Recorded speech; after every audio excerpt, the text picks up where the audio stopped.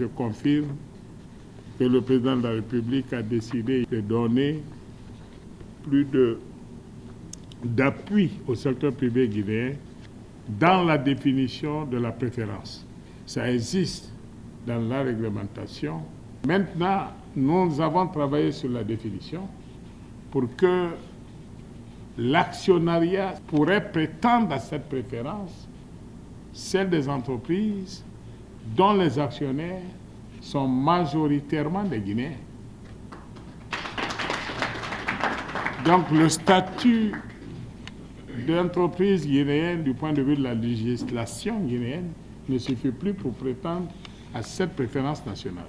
C'est là l'originalité ou la spécificité de la mesure prise en conseil par le président de la République. Je voudrais faire un appel, comme on aime à le dire, vibrant, pour que vous travailliez à la structuration d'un secteur privé pour faire du partenariat public-privé, donner une âme à la plateforme qu'on a créée, au dialogue qu'on a amorcé il y a 4 ans et qui a du mal à se préciser.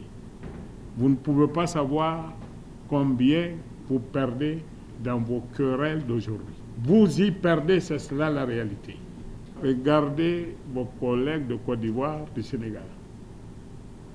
L'unité d'action les amène à avoir un partenariat actif, structuré et bénéfique avec les gouvernements de ces pays. Vous vous êtes laissé pour compte malgré les efforts parce que, hélas, vous n'arrivez pas à vous entendre pour créer les structures dignes du nom qui garantissent un minimum de crédibilité et avec nous et avec nos appuis financiers et techniques. Il faut y travailler. Il faut y travailler, c'est dans l'intérêt de tout le monde. La division ne mène à rien.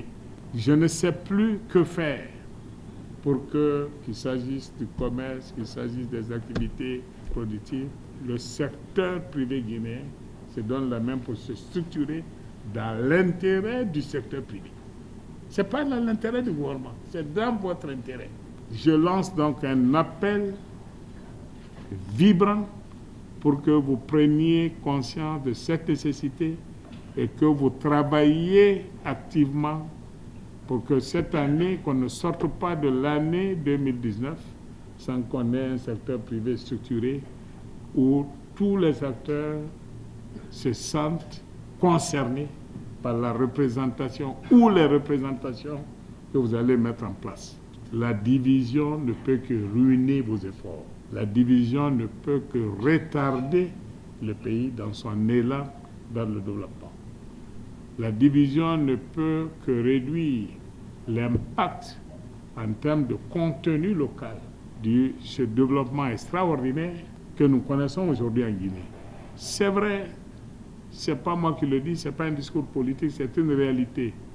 Très peu de pays ont un niveau de croissance égal à celui de la Guinée aujourd'hui en Afrique. C'est une réalité. Mais là où le bas blesse, c'est qu'est-ce que les Guinéens en tirent? Les entreprises guinéennes, les Guinéens en termes d'emploi, en termes de sous-traitance. C'est là où le bas blesse. Quand on enregistre une croissance au-delà de 8% face à une démographie moyenne de 3%, c'est un développement extraordinaire.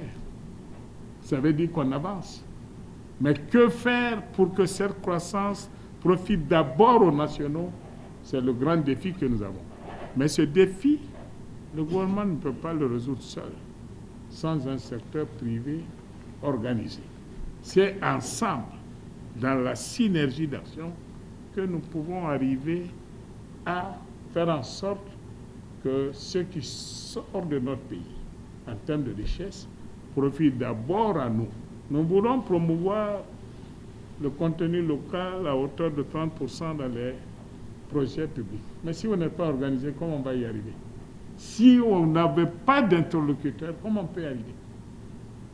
Encore une fois, c'est l'occasion de réitérer ce besoin et de sortir de vos égoïsmes étriqués pour que nous bâtissions un secteur privé qui profite à vous d'abord et à la Guinée dans son ensemble.